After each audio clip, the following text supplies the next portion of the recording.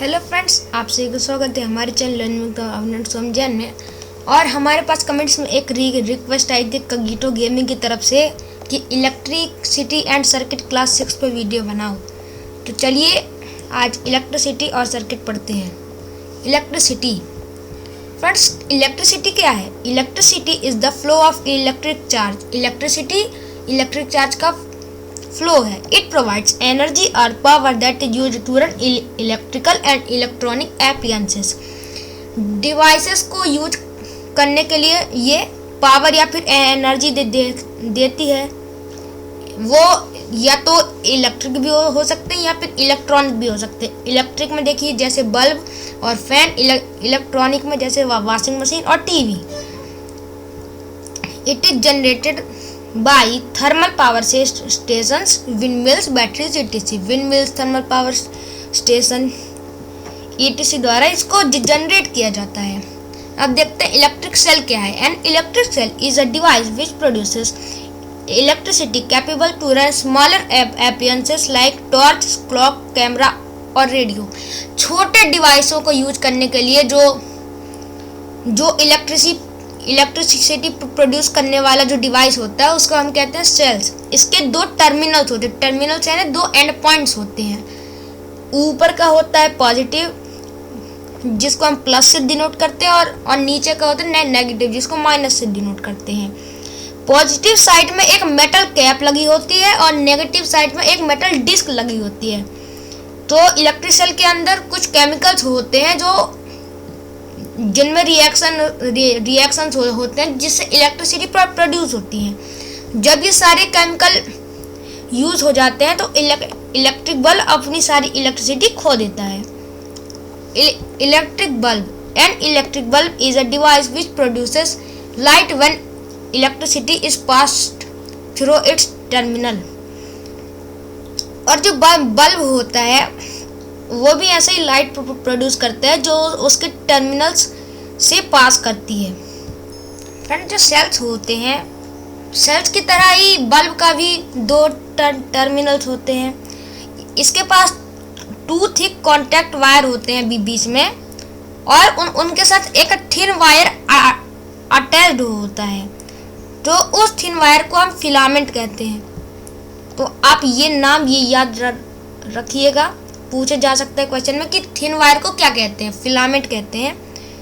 और एक जो थिक वायर वो होता है जो मेटल, एक थिक वायर जो बेस ऑफ द बल्ब के सबसे नीचे एक मेटल केस से कनेक्टेड होता है और एक तो दूसरा बेस के सेंटर में मेटल टिप से कनेक्टेड होता है। ये दोनों टर्मिनल्स फॉर्म कर देते हैं। जो इन दोनों का कनेक्शन है वही टर्मिनल फॉर्म कर देता है।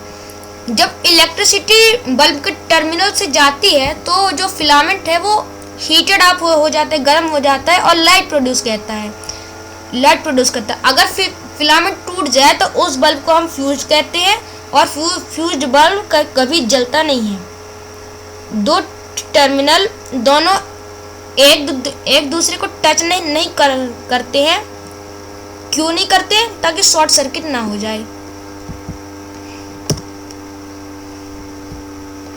Electric bulb connected to electric cell. Electric cell electricity produce करता है, हमने अभी जाना।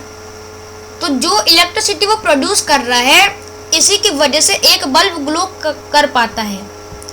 एक बल्ब को ग्लो करवाने के लिए एक सेल की मदद से एक वायर को सेल की एक टर्मिनल को तक कनेक्ट करना पड़ेगा और जो वायर का दूसरे सिरे को दूसरे टर्मिनल पे कनेक्ट करना पड़ेगा।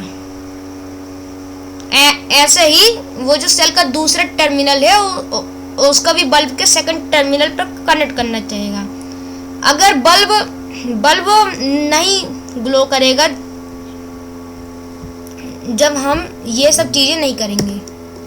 और एक और है फ्रेंड्स, एक और इसकी रूल है कि जब terminals of cell bulb glows when individual terminals of cell are connected to individual terminals of the bulb।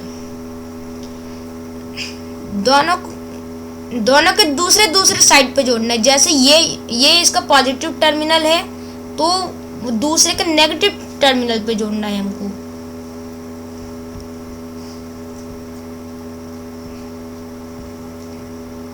हमें एक से एक को ही जोड़ना है। अगर हम ऐसा करते हैं कि हमने एक को जोड़ दिया, एक को जोड़ा ही नहीं, तो वो बल्ब ग्लो नहीं करेगा। और या तो हमने एक से ही दोनों को जोड़ दिया तब भी बल्ब ग्लो नहीं करेगा।